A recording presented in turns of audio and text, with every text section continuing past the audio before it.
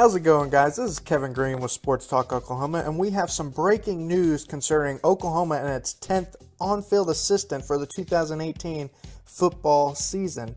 As many of you probably know, the NCAA approved teams' abilities to add another assistant coach last year in April, and it just went into a couple of weeks ago, I think on January 9th.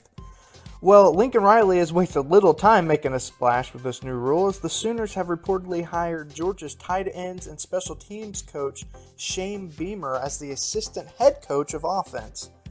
What this basically means is Beamer will assist Riley in building the offensive game plan each week. I would assume Riley will still call the plays, but you never know. It is possible Riley is handing some of those responsibilities to Beamer to take some pressure off of himself, but we will see as the season moves forward. I'm not saying Beamer will be calling plays full-time or anything like that, but I could see Riley giving him some of those liberties when it comes to stuff like that.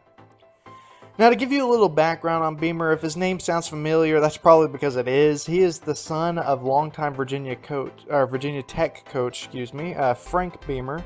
And he even played there at Virginia Tech under his dad from 1995 to 1999.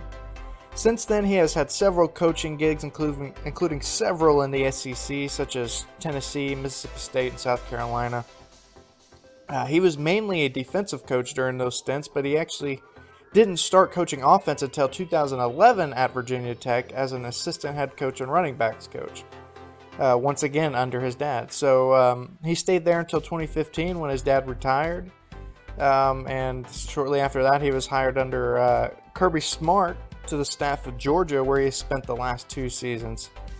Now, I do think this is a good hire, but I do find it a little surprising. I was expecting a hire on the defensive end to kind of help Mike Stoops and Ruff McNeill. If you look at the offenses that OU has put out over the recent years, there doesn't seem to be much of a need for extra help in that department.